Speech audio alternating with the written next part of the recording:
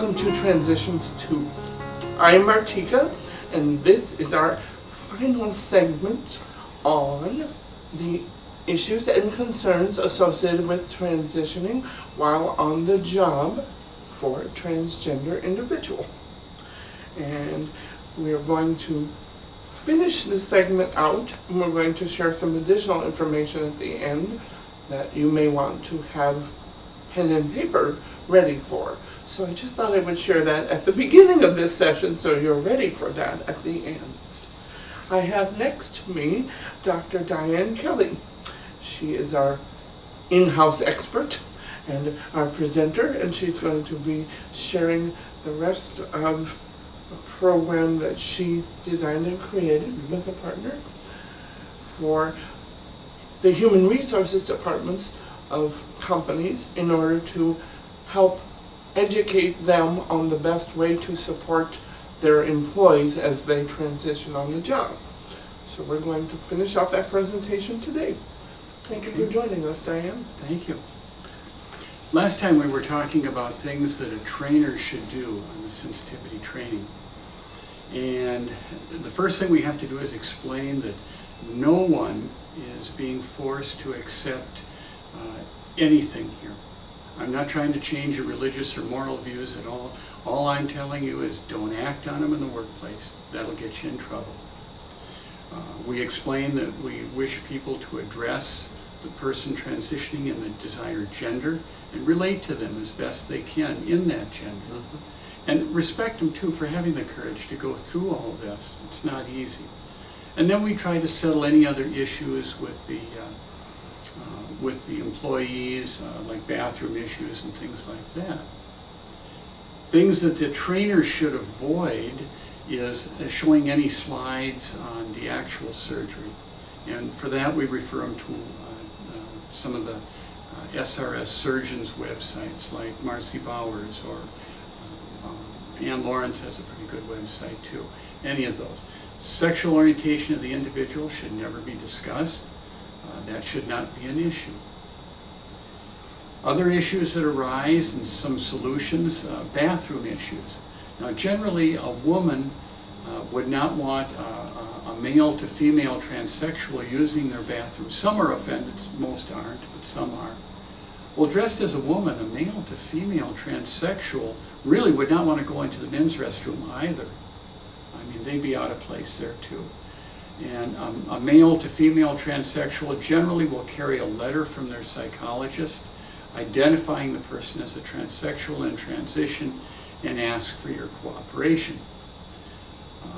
Compromise is warranted.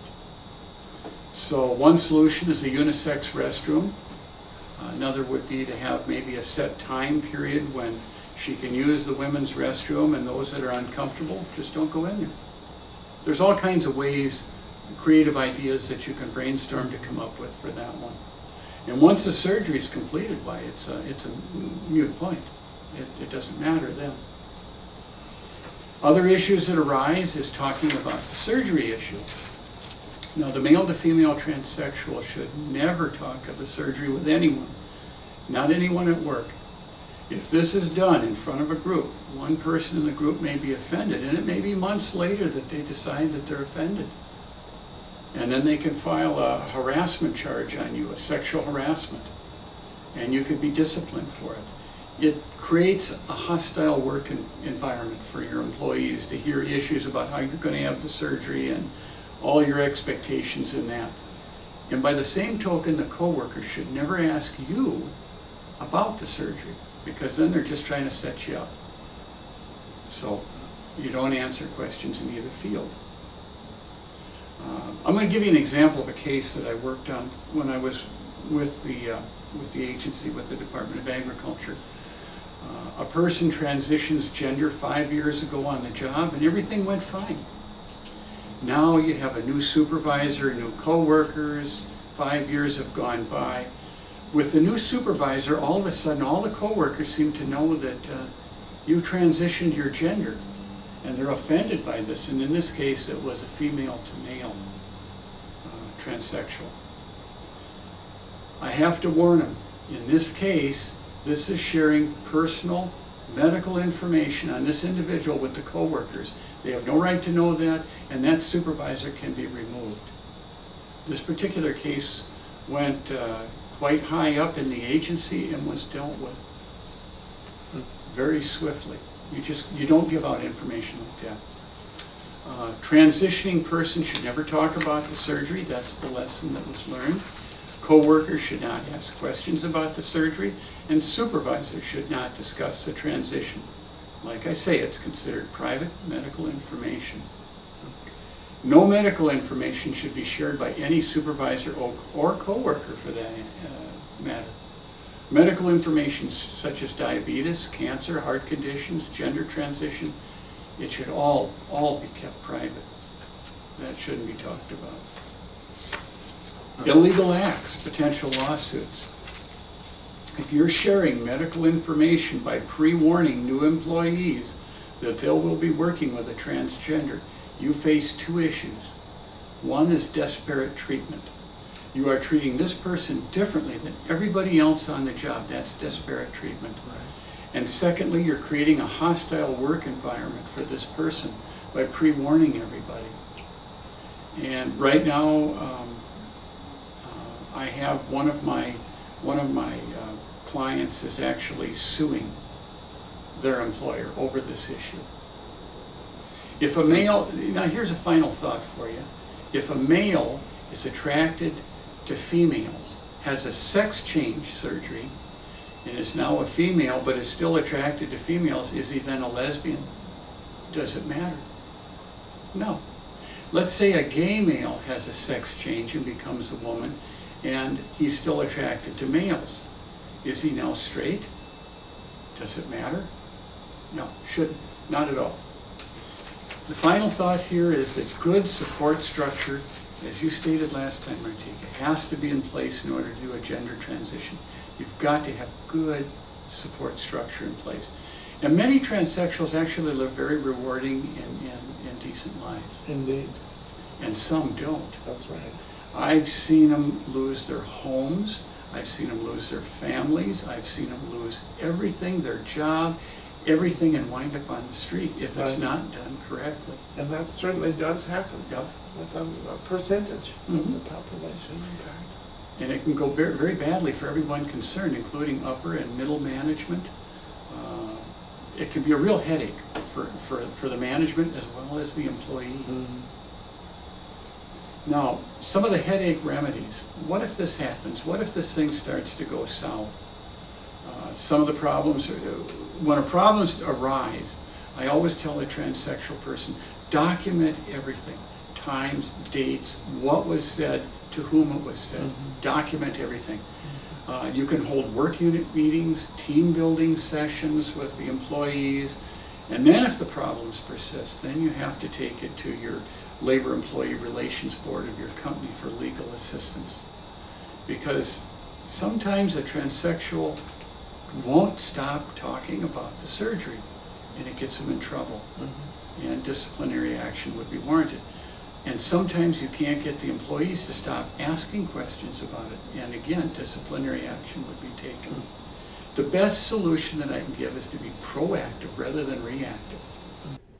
Hi, we have some more information for you actually. We have a book that might be of interest and might provide support for you. Go ahead, Diane, and share that with us. It's a book that I usually recommend to the people that I'm going to help transition on the job. Okay. And it's called True Selves by Mildred L. Brown. And you can get it from Amazon.com or Barnes & Noble or any of the booksellers.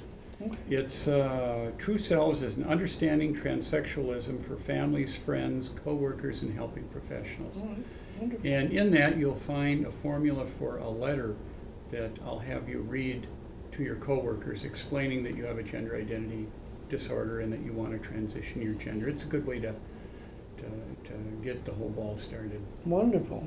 Thank you for including that. And then the final thing is the credits.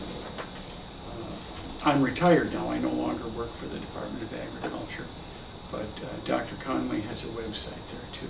Okay. We'll make sure that all of that information is included so that our audience can use it in creating their support system, in gathering information for their transition or for those that they care about. We will have also included the website information for Dr. Ann Lawrence and Dr. Marcy Bauer and various others as we develop them. And Diane, I have to say that throughout the course of this presentation, you've presented a lot of information that I hadn't considered either, or hadn't been completely aware of. I knew some pieces of some of the things, but not all of the ramifications. And I say that in front of an audience because I think it's important for our audience to recognize that information that we present to you is often new information to us as well. And that's important for you to know because we don't try to present ourselves as experts about any particular subject. We simply want to share information about subjects that are important to us and that we believe might be important to our community audience. And sometimes we don't always have the information accurate, and we have to acknowledge that and simply provide resources and website information and community resource information so that if you are still concerned about the questions that come up as we share this information with you, you can do your own research and your own investigation and look for your own support structure before you make decisions about the transitions that you will be going through. Diane, thank you so much for being here. Thank you very much. Sharing this with us. I appreciate it as well. Thank you. And please join us again in the future. Bye now.